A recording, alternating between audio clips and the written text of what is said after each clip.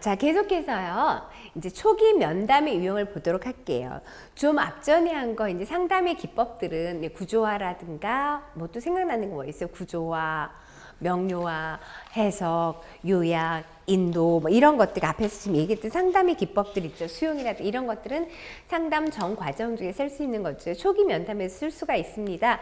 근데 이거 이제 초기 면담 유형은 우리가 이제 꼭 알아야 되는 거 이제 그러니까 초기 면담이라는 건 상담 초기 이제 진행하는 거죠. 상담 초기 면담 유형은 누가 먼저 시작했느냐 솔선수범형이 있고요. 솔선수범 누가 먼저 했느냐, 그 내담자가 먼저 시작했느냐, 상담자가 먼저 시작했느냐, 솔선수범 면담 유형이 있고요.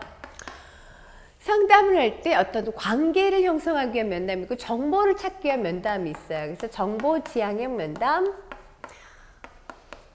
그 다음에 정보 지향형 면담 아니면은 관계를 형성하기 위한 면담, 관계 지향형 면담 이렇게 초기 면담의 유형을 구분해 볼 수가 있어요. 초기 면담 유형, 솔선수범형, 그다음에 정보지향형, 관계지향형. 이게 별거 아닌 것 같지만 지문이 잘 나올 때 꼼꼼하게 아셔야 되는 거예요. 솔선수범 면담, 내담자 대 상담자의 솔선수범 면담 유형이라는 것은 상담을 상담자가 먼저 시작할 수 있고 내담자에 의해서 시작할 수가 있어요. 내담자에 의해서 상담 요청되면 상담자는 이 사람의 목적이 뭐지? 긴장할 수밖에 없어요.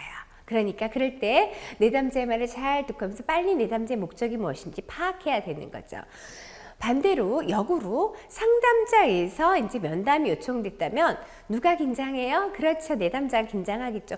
왜 오라는 거지? 그럼 이제 내담자가 갖고 있는 상담에 대한 긴장감을 이제 얼른 풀어줘서 상담을 잘 할 수 있도록 도와줘야겠죠. 이것이 솔선수범형 면담 유형이에요. 정보지향형 면담은 정보를 얻기 위한 면담이라는 거예요. 정보지향적 면담. 정보지향적 면담에서는 무엇을 하느냐? 정보를 얻기 위해서 누가, 언제, 무엇을, 어떻게, 왜 이런 식으로 탐색하는 게 있고요. 탐색과 질문이 있는데 질문은 우리가 개방형 질문이 있고 탐색과 질문을 통해서 이제 정보를 얻어내는데 개방형 질문이 있고 무슨 질문이 있다? 개방형 질문이 있고 폐쇄형 질문이 있습니다. 개방형 질문과 폐쇄형 질문. 그러니까 탐색을 하거나 아니면 개방형 질문. 개방형 질문은 응답하기를 열려있게 하는 것. 예, 아니요, 뭐 1, 2, 3, 4에 대답하는 것이 아니라 자유 반응하도록 하는 거예요. 그러니까 상담자와 내담자의 관계가 조금 더 촉진될 수 있는 것. 신뢰로운 바람직한 관계 형성이 잘 일어날 수 있는 것이 개방형 질문이죠. 폐쇄형 질문은 응답의 길이 제한되어 있어요. 상담자와 내담자의 관계 형성을 조금 닫아놓는 거, 바람직한 촉진 관계 형성을 좀 제한하는 것이 폐쇄형 질문이나 상담 초기에는 많은 정보를, 다량의 정보를 빨리 얻어낼 때는 개방형 질문보다는 폐쇄형 질문이 더 효과적입니다. 체크하니까. 자, 그런 게 있고요. 그 다음에 이제 관계지향적 면담은 거기서 써놨어요. 재진술과 감정의 반영. 환원이죠. 내용 되돌려주거나 반영, 정서를 되돌려주는 걸 통해서 관계를 만들기 위해서 하는 것이 관계지향적 면담입니다. 그래서 지문을 다시 한번 보면 재진술과 감정의 반영, 이것도 기억. 재진술과 감정의 반영 등을 이용해서 상담자가 적극적으로 듣고 있음을 보여주는 거죠. 그러면은 이제 관계 형성이 잘 일어나도록 하는 거죠. 초기 면담의 유형은 솔선수범 면담이 있고 정보지향적 면담이 있고 관계지향적 면담이 있습니다. 자, 그럼 초기 면담에서는 우리가 뭐 명료화를 한다든가 유머를 쓴다든가 즉시성을 발휘한다든가 직면을 한다든가 이러면서 이제 상담자가 내담자와 관계를 잘 형성하는데 초기 면담의 단계는 어떻게 하느냐? 첫 번째, 면담을 준비해야겠죠. 면담을 준비해야 다양한 사례를 검토하고 해서 면담을 이제 상담자가 이 내담자가 어떤 사람이고 이런 것들인지 파악할 수 있는 자료를 다 검토해서 면담을 준비합니다. 자, 그래서 이제 내담자를 만났습니다. 그러면 관계 형성해야 되겠죠. 그리고 이제 세 번째 뭐예요? 구조화하는 거죠. 초기 계약을 설정하고 비공식적 역할 관계를 수립하는 거예요. 그래서 상담자가 해야 될 역할은 무엇이고 내담자가 해야 될 역할 책임 무엇인지 이것을 해놓은 것이 구조화 시간이 하는 거죠. 뿐만 아니라 초기 면담에서 해야 될 것 어떻게 비밀 보장 한계도 설정을 하는 거예요. 비밀 보장 한계, 한계점에 대해서 설정을 합니다. 그리고 이제 상담에 있어서 내담자에 관한 평가를 어떻게 할 것인지, 내담자의 평가사항 뿐만 아니라 이제 소기 면담 시에 필요한 주의사항들을 언급하고 면담을 종료하는 이런 단계를 거치게 되겠습니다. 그래서 초기 면담. 자, 다음은 생애 진로 사정에 관한 거네요. 생애 진로 사정에 관한 거 13, 14번이 이제 생애 진로 사정에 관한 걸 이야기하는데, 우리 생애 진로 사정이라는 것은 이거 자체로 굉장히 시험 문제 잘 나오는 것이 생애 진로 사정입니다. LCA, Life Career Assessment, 생애 진로 사정.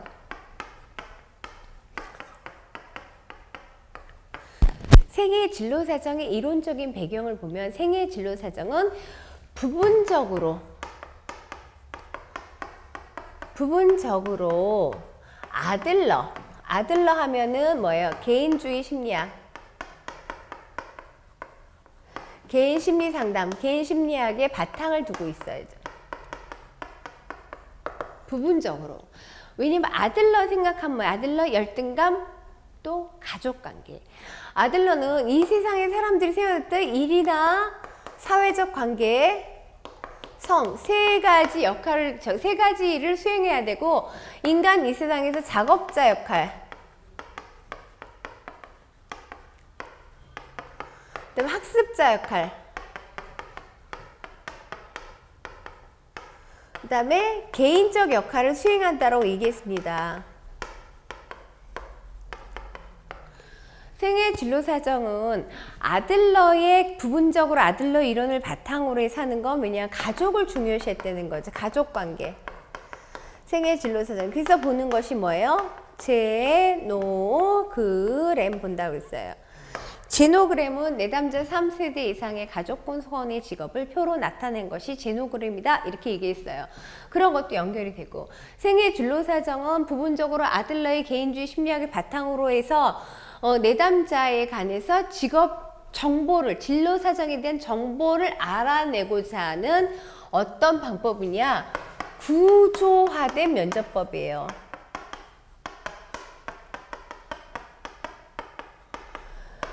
내담자의 입을 통해서 알아내는 거기 때문에 우리가 수치화시켜서 비교하는 것이 아니라 각각 케이스마다 달라요. 사례별을 달아서 질적 연구법에 해당이 된다는 거죠.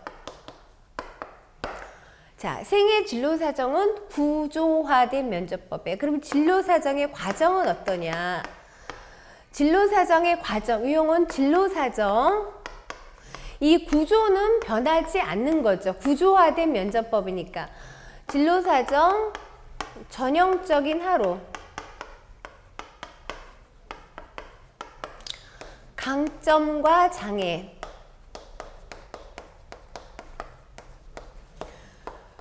요약 등의 순서로 내담자에 관한 진로 사정에 하려고 내담자 입을 통해서 하는 덜 위협적인 방법이 아니에요.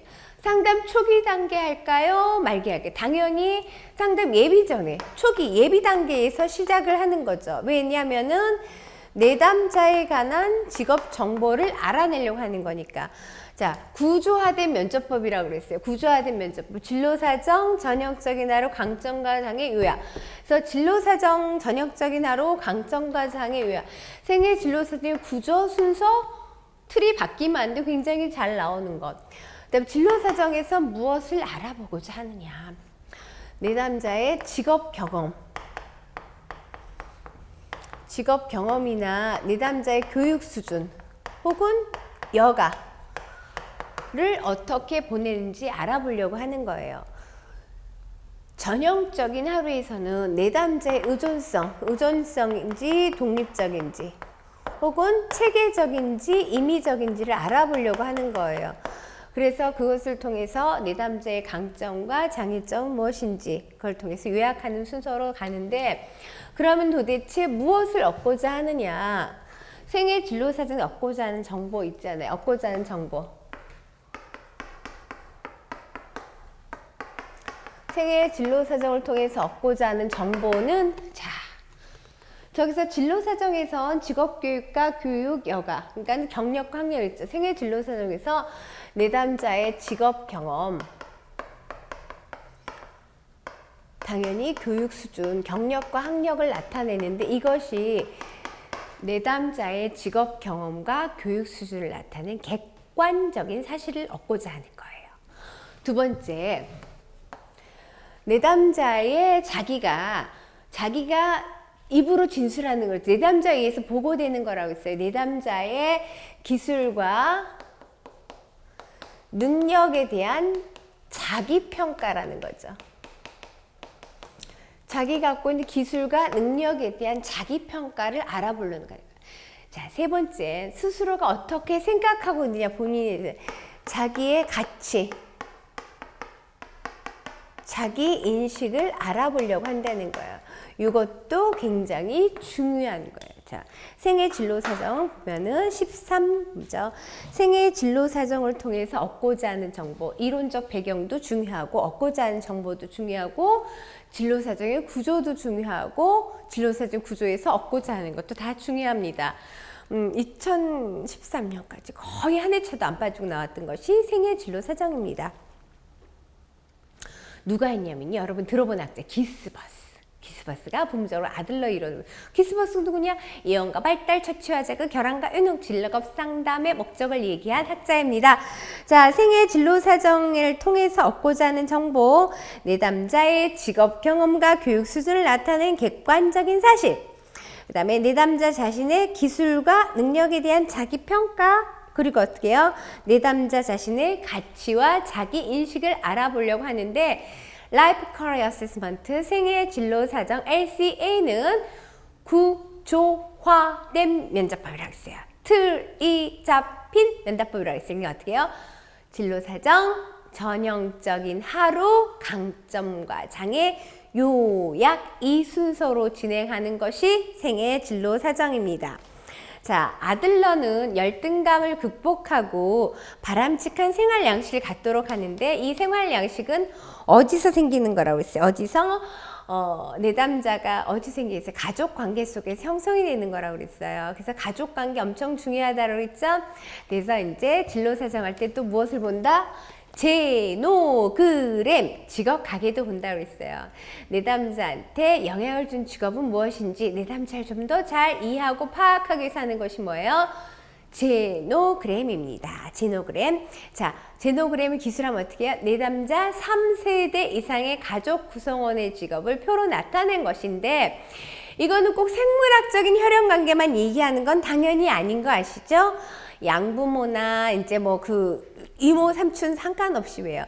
자기한테 영향을 준 직업이 무엇일지 알아보려고 하는 것 제노그램입니다. 제노그램 직업 가계도 당연히 직업 상담 초기에 사용하겠죠. 왜 내담자에 관한 정보를 얻어내는 단계는 상담 초기 단계, 그러니까 생애 진로 사정이 상담 마무리 단계 쓴다라는 것은 틀린 지문이 되겠죠. 그런 것처럼 정보를 얻어내려면 다 상담 초기에 실시를 합니다. 그래서 직업 상담 초기에 사용하는 것, 내담자의 가계력 분석해서 내담자 3세대 이상의 가족 구성원의 직업을 표로 나타낸 것입니다.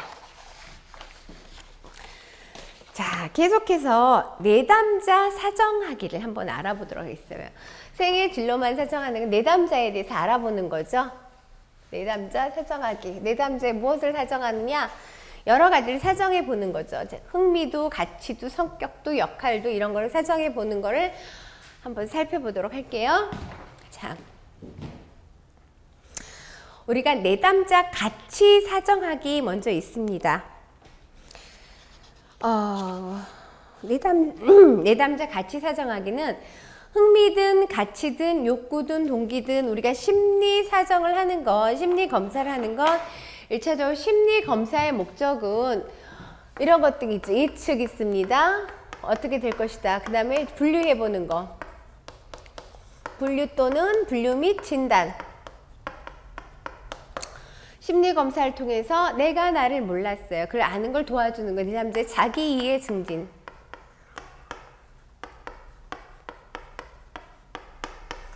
예측, 분류 및 진단, 자기의 증진하는 건데 가치 사정하기도 마찬가지죠. 가치 사정하는 거.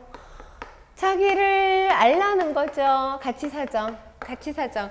가치 사정의 용도를 보면 거기서 제일 먼저 자기 인식 발전이 있어요.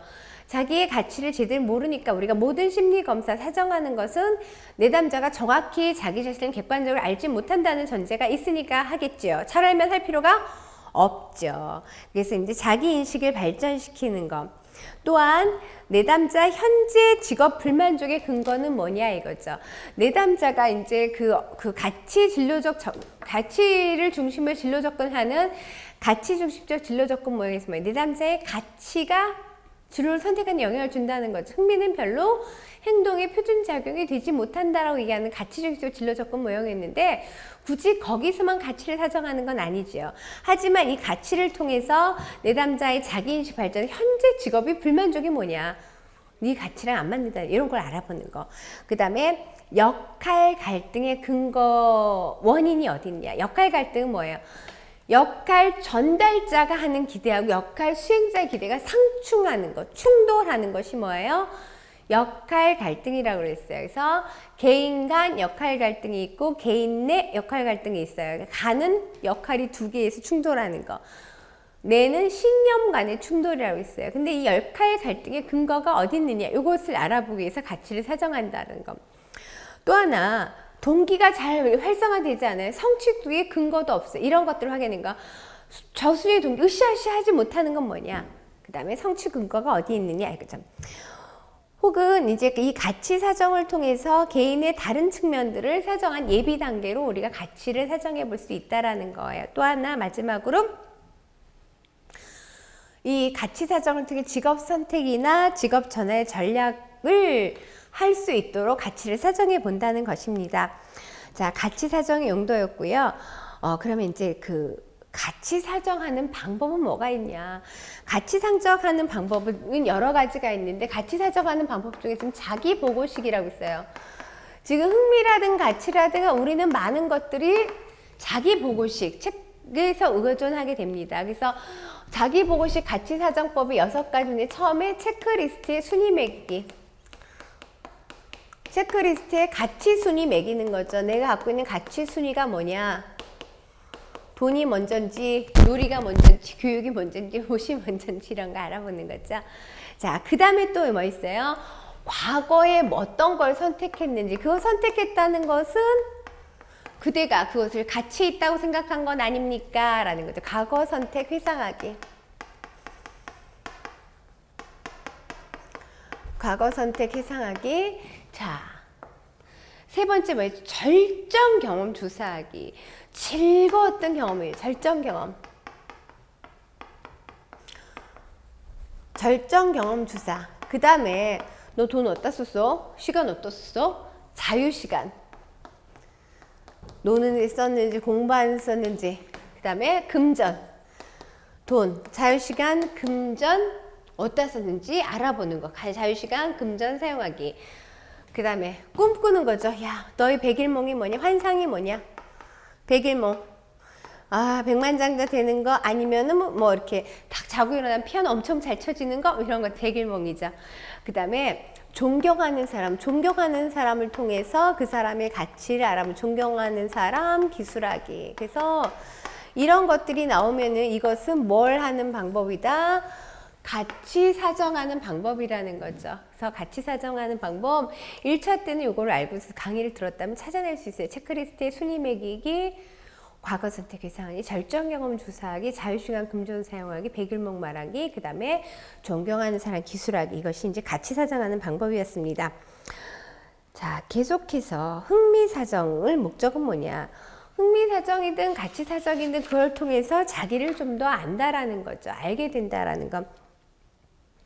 그래서 흥미 사정을 통해서 첫 번째 자기 인식을 발전시킨다는 거예요. 자기 인식 발전시키고 두 번째 직업 대안. 너한테 흥미의 그러니까 행동주의에서는 적성과 흥미 보면은 흥미 검사가 진로 발달에 더 많은 영향을 준다고 해요. 흥미검사에 이제 많은 반응을 보인 것은 직업적 대안에 토의를 자극할 수가 있고, 흥미검사 점수가 높으면은 직업 흥미를 유발할 수 있기 때문에 흥미검사가 좀 더 행동주의 중요하게 보는 검사 도구입니다. 역시 그거랑 일맥상통한 지문으로 이제 직업 대안을 규명할 수가 있고, 자, 흥미는 좋아하는 거죠. 선호하는 거예요. 좋은 거. 근데 여가로 좋은 것과 직업으로 좋은 건 어디 다르겠죠. 그래서 여가 선호와 직업 선호를 구별하는 것. 그리고 흥미를 통해서, 가치를 통해서도 마찬가지지만 불만이 뭐냐. 그러니까는 직업상의 혹은 교육상의 불만족의 원인이 무엇이냐, 이것을 규명하기 위해서 흥미를 알아본다는 것이고요. 그 다음에 그걸 통해 직업 탐색을 조정할 수가 있습니다. 이런 것들이 흥미사정의 용도, 흥미사정의 목적이 되겠죠. 그러면 이제 홀랜드의 성격 유형이 흥미 유형이죠. 홀랜드의 성격 유형은, 홀랜드는 홀랜드 인성 이론이죠. 이 세상 심리학이 조금 하기 좀 홀랜드 인성 이론은 이런 가정에서 출발하죠. 이 세상 사람들은 6가지 성격 유형으로 분류될 수 있습니다. 그것이 뭐예요? 현실형, 탐구형, 예술형, 사회형, 진취형, 간습형이다. 6가지로 구분하는 거죠. 이 세상 사람들의 그 유형은 6가지로 구분할 수가 있고, 그 다음에 이 세상 사람들이 이제 활용하고 있는 직업 환경도 몇 가지로, 6가지로 구분할 수가 있고, 각 개인은 자기의 성격 유형에 맞는 직업 환경을 원하고, 행동은 내 성격과 환경과의 상호작용이 나타난다는 것이 홀랜드의 기본 가정이에요. 그것을 홀랜드 육각형의 모형에 설명하고 있죠. 그래서 이제 어떤 흥미 검사를 통해서 어떤 성격 유형이냐라고 알아보는 거죠. 그러면 거기에 맞는 직업 환경 무엇이냐, 이것을 참조하려고 하는 것이 홀랜드의 흥미 검사죠. 그래서 현실형, 탐구형, 예술형, 사회형, 진취형, 간습형, 리얼리스틱. 굉장히 체계적이고 기계, 도구, 동물에 관한 체계적인 조작할도 굉장히 좋아하지만 사회적 기술이 부족한 형이 뭐예요? 현실형. 탐구형. 굉장히 분석적이고 조직적이고 호기심 많고 과학적인 능력이 뛰어난 반면에 리더십이 부족한 형이 탐구형. 그 다음에 예술형. 굉장히 독창적, 창조적, 심미적이고 비규범적이고 이런, 그죠?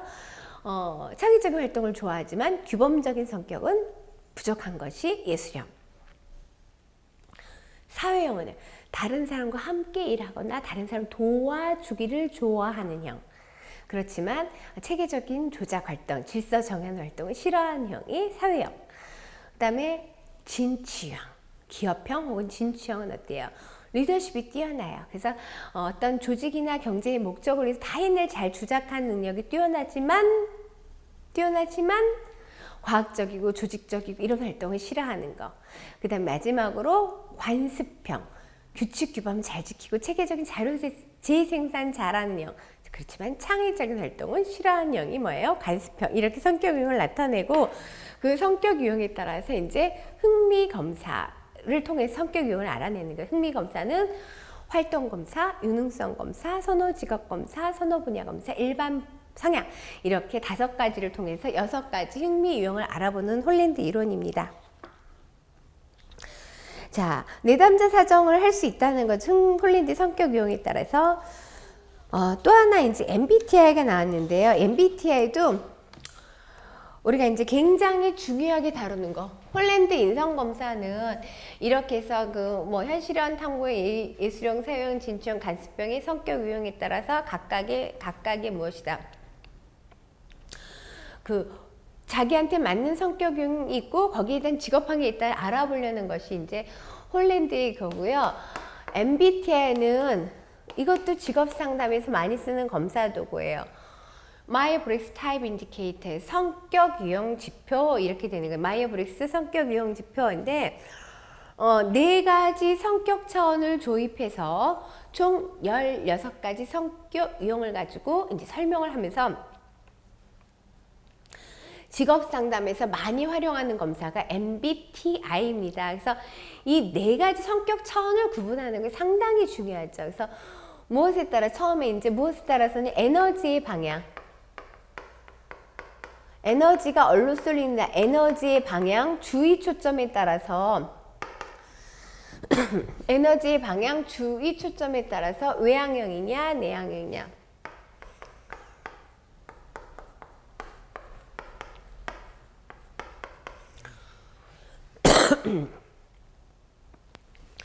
외향형은 여러 사람과 폭넓은 대인관계를 굉장히 활달하고 낙천적인 명랑하고 이제 그런 사람, 그러니까 밖으로 폭넓은 대인관계를 원하는 사람. 내향형은 폭넓은 것보다 깊이 있는 대인관계를 원하는 사람. 그래서 조용하고 신중히 이해한 다음에 행동하는 형. 그래서 에너지의 방향, 주의 초점이 어디로 쏠리느냐에 따라서 외향형이냐 내향형이냐. 그 다음에 정보를 수집하는 방법에 의해서 정보 수집을 어떻게 하느냐. 정보 수집에서 어떻게 하느냐. 감각형이냐 직관형이냐 했죠. 감각형이라는 것은 오감에 의존한다는, 오감이죠. 지금 뜨거운지 차가운지 눈이 부신지 안 부신지, 그죠? 그러니까 무엇에 따라서 감각형은 오감에서 실제 경험을 중심의 정보를 수집해요. 그러니까 현재를 중시하는 거예요. 그것이 감각형.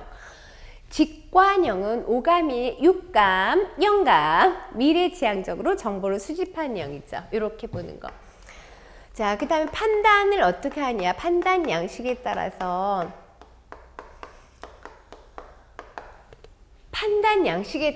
어떻게 하느냐. 판단 양식에 따라서 사고형이냐 정보를 어떻게 감정형이냐. 사고형, 진실, 사실에 주관심을 가져요. 그러니까 객관적이고 논리적이고 분석적으로 정보를 판단한다는 거죠. 감정형은 사람과 어떤 관계에 주관심을 가져요. 그래서 정상 참작을 하느냐. 자, 그 다음에 네 번째는 이행을 어떻게 하느냐. 이행 양식. 이행 혹은 생활을 어떻게 하느냐에 따라서 무엇을 하느냐. 판단형이냐 퍼셉션, 인식형 혹은 지각형이 되는 거죠. 이행을 어떻게 하냐. 판단형은 목적 방향이 분명해요. 그러니까 목적 방향이 쭉 분명하니까 철저히 계획하고 계획한 대로 수행하는 거예요. 어느 것이 더 좋고 나쁜 거 없어요. 인식형은 목적 방향은 변화 가능하다. 자율적인 융통성 있게 이제 이행하는 거예요. 그러면 이 네 가지 성격 차원에 따라서 각각 몇 가지 16가지의 성격 유형을 가지고 설명하는 것, 직업 상담에 설명하고자 하는 것이 MBTI입니다.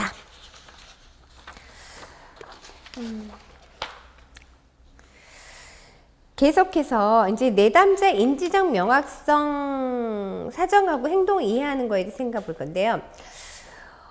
내담자 인지적 명확성이라는 건 뭐냐? 내담자가 자기 자신의 강점과 약점에 대해서 객관적으로 알 수 있느냐? 그리고 그것을 환경에 잘 적용하느냐, 이것이 인지적 명확성입니다. 그러면 인지적 명확성의 이제 그 유형에는 이렇게 지금 18가지를 써놓긴 했지만 우리가 한 11가지 정도만 보셔도 되고요. 인지적 명확성이 부족한 유형이 나타나는 그 범주는, 인지적 명확성의 범주는 우리가 정보 부족 혹은 고정관념. 그러니까 인지적 명확성의 유형은 그렇지만 인지적 명확성이 나타난 범주는 정보가 결핍되고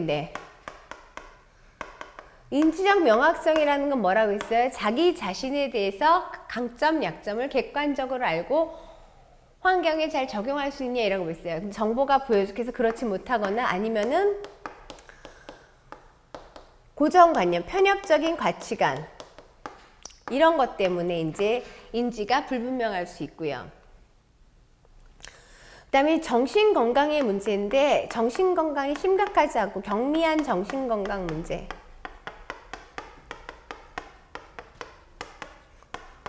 혹은 심각한 정신건강의 문제.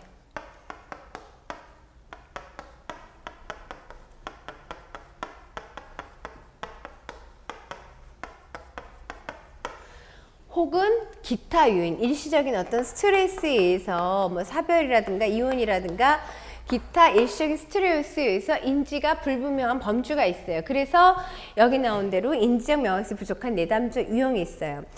예를 단순 우정보, 정보가 단순하게 잘못된 거예요. 거기 있는 사람들이 다 이상해. 다 뭐라고 속물들이야. 이렇게 이제 어떤 근거 없이 얘기하는 거죠.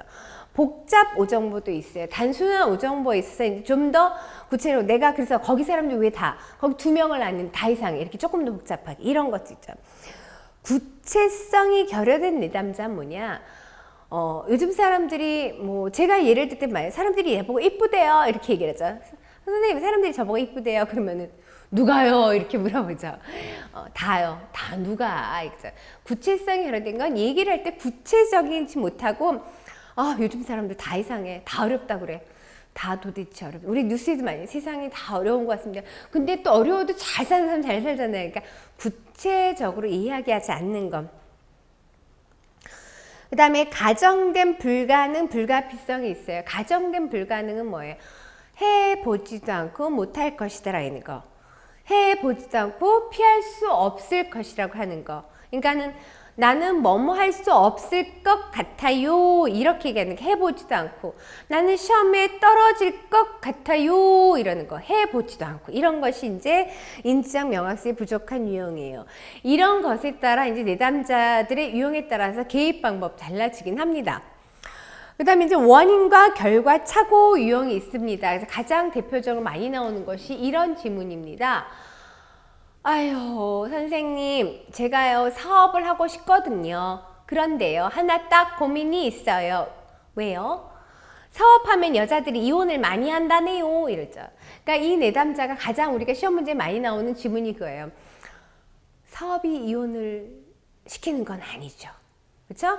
그러니까 원인하고 결과가 맞지 않다는, 사업이 이혼으로 이끌어지는 거 아니라 이혼에 이르는 건 다른 원인이 있다라는 거죠. 그래서 원인과 결과 착오형, 이럴 때는 우리가 어떻게 개입하냐? 알리비티 기법, 논리적으로 이제 반박해 주는 거죠. 그러면 직장 여성들과 사업하는 사람들과 한번, 사업하는 여자들과 일반 직장 여자들이 갖는 이혼율을 한번 따져볼까요? 이게 논리적으로 이렇게 해보는 거에서 원인과 결과 착오형이 있고요. 그 다음에 의사소통이 파행적으로 가는 거예요. 제대로 가지 않고 그러나 이렇게 빠지는 거. 제대로 해서 도와드리면 되겠습니까? 네, 좋은 생각입니다. 그런데요, 제가 다른 쪽으로 빠지는 거예요. 저항하는 거죠. 초점 맞추는 거예요. 선생님이 하시는 거 제가 내드린 직업상담자가 이제 내담자한테 이렇게 얘기를 합니다. 선생님, 제가 내드린 과제하기 힘드셨어요. 그럼 제가 전화 드릴까요? 선생님, 좋은 생각이에요. 제가 얼마나 힘든지 알았어요? 그런데요, 제가 오다가 예쁜 옷 봤는데 그것만 제가 너무 기분 좋아요. 이렇게 저항에 초점 맞추는 이런 거 있고요. 그 다음에 강박적 사고는 만성 불안에서는요, 뭐뭐 해야만 한다라는 거죠. 안 하면 어떻게 하면 끝장이다 했죠. 나는 뭐 되고 싶으세요? 나는 의사가 되어야만 한다. 이렇게. 양면적 사고는 뭐냐면요, 강박적 사고는 뭐뭐 해야만 한다. 근데 어떻게 해요? 할 수 없다. 양면적 사고. 해야만 하는데 할 수 없어요. 해야만 하는데 할 수 없어요. 이것이 양면적 사고예요. 거기서 이제 뭐 다양한 기법을 역설적 사고라든가 이런 기법으로 이제 개입을 들어갈 수가 있습니다. 그 다음에 좋다 나쁘다만 걸러 듣는 거예요. 제대로 듣지 않고 좋다 나쁘다. 그리고 이제 하늘은 스스로 돕는 자를 돕는다. 마치 순교자 굉장히 좋아요. 하늘은 스스로 돕는 자를 돕는다. 어려서부터 많이 들어오는 이게 그 뭐예요? 속담이라고 해도 명언이죠. 격언이라고 그러나요? 그런데 똑같은 방식으로 접근한다고 스스로, 그러니까 어떤 내담자에게 저는요, 이거에 매달려면 이대로 쭉 하면 잘 될 거예요. 이렇게 얘기하면 굉장히 긍정적인 것처럼 보이지만 모든 일에 대해서 매사에 똑같이 촥 몰입한다고 하면서 다는 게 모든 문제에는 과제 해결 방법이 있어야 되겠죠. 그러니까 그런 걸 찝어주는 거죠. 11번까지만 볼 거예요. 비난하기라는 것은 이런 거죠. 전요 꼭 우리 아버지랑 술 마셔요. 아버지랑 똑같이 마셔요. 그 얘기에는 아버지로부터 우리가 알코올에 대한 유전자를 받은 건 맞지만 어떤 아버지가 자식한테, 어떤 어머니가 자식한테 이런 미모를 물려주고 싶었겠어요. 이쁘고 길고, 그쵸? 그 마음대로 안 되는 거잖아요. 물론 부모님께서 물려주신 유전 때문에 술에 관해 조금 더 좋아하는 건 맞아요. 그렇지만 너는 어떻게 했냐 이렇게죠. 그런 것들이 이제 뿐만 아니라 잘못된 의사결정 방식이라든가 자기인식 부족 혹은 높고 도달할 수 없는 기인에서 낮은 자신감을 갖는 거죠. 무력감, 고정성, 미래에 대한 계획이 없거나 실업 충격에 빠져 있는가 이런 것들이 우리가 인지적 명확성이 부족한 내담자 유형입니다. 여기에 따라서 개입 방법은 달라집니다. 좀 이론서를 구체적으로 보면 거기 아까 예를 하나 이혼할까봐 사업 못하고시우 이렇게 얘기하는 지문들이 별로 변형되어 나오지 않기 때문에 여러분들 기출을 보시든가 하면은 쉽게 찾을 수 있는 파트입니다. 두 번째, 내담자의 정보 및 행동에 대한 이해 방법. 내담자 행동을 어떻게 이해할 것이냐. 내담자에 대한 정보를 어떻게 알아낼 것인가. 기스버스가 우리가 생애 진로 사정하는 그 기스버스가 내담자에 관한 정보를 알아내는 방법 9가지를 썼는데요.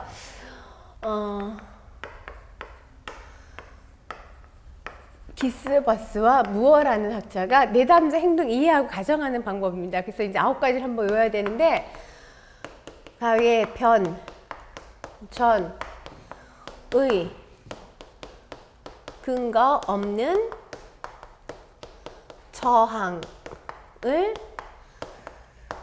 분류하여 반성하자. 이렇게 한번 정리해 봤습니다.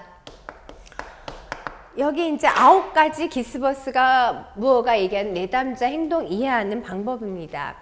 물론 이제 여기에 따라서 각각의 특성이 있습니다. 이제 그 이론서에서 참조를 하셔야겠죠. 가정 사용할. 일단 쭉 한번 문장을 읽어볼까요? 가외 변전에 근거 없는 저항을 분류 반성하자. 물론 뭐 성립되는 말은 아닙니다만 뭐 아무런 어떻습니까?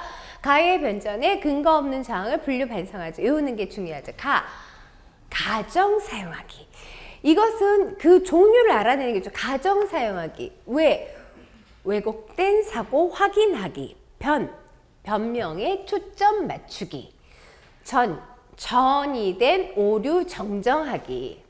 그 다음에 의미 있는 질문 지시 사용하기. 그 다음에 근거 없는 믿음 확인하기, 저항감 재인식 및 다루기, 분류 및 재구성, 반성의 장 마련하기. 이렇게 9가지 있어요. 그래서 다시 한번 보면 가정 사용하기, 왜곡된 사고 확인하기, 변명에 초점 맞추기, 전이된 오류 정정하기, 의미 있는 질문 지시 사용하기, 근거 없는 믿음 확인하기, 저항감 재인식 및 다루기, 분류 및 재구성, 반성의 장 마련하기인데요. 여기서 독특하게 알아야 될 것들이 있어요. 가정 사용하기라는 내담자가 이미 그러한 행동이 있었다는 걸 초점을 맞추는 거죠. 왜곡된 사고, 잘못된 사고 확인하는 거죠.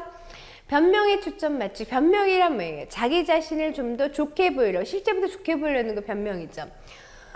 전이된 오류 정정하기. 전이된 오류에는 3가지가 있어요. 전이된 오류는 정보의 오류, 그 다음에 논리 한계 오류,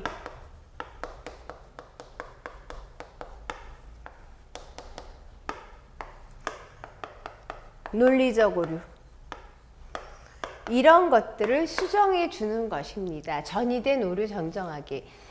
자, 근거 없는 믿음 확인하면 해보지도 않고 그렇게 됐다라고 얘기하는 거죠. 자, 저항감 재인식 및 다루기. 왜 상담할 때 저항하냐? 그럼 이런 내담자를 어떻게 하느냐? 저항할 때는 내담자를 끌어오는 방법, 저항감, 그 저항감 있는 내담자를 동기화시키는 방법에는 또 이런 것들이 있어요. 왜 저항하냐? 잘못됐죠. 변형된 오류 수정하는 거. 변형된 오류 수정하기. 그 다음에 은유 사용하기. 돌려서 얘기하는 거죠. 은유 사용하기나 아니면 친숙해지기. 저항하지 않도록 은유 사용하기. 돌려서 이야기 방법으로. 그래도 안 되면 어떻게 해? 직접 대결하기. 이런 것들이 저항감 재인식 다루기 위해서 저항감 있는 내담자를 끌어들이는 방법이에요.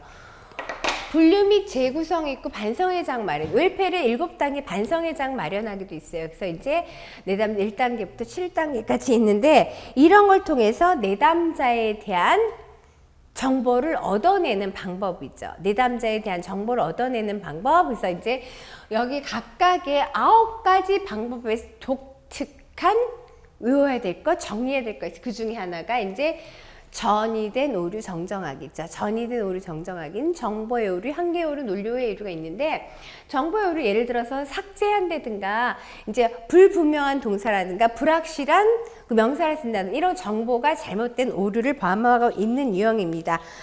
그래서 이제 9가지 기스버스와 무어의 내담자 행동학 이해하는 가정하기까지 해서 우리가 직업 상담학에 대한 이제 개론적으로 쭉 핵심 내용을 살펴봤습니다. 정리를 하시려면요, 우리가 이제 짧은 시간에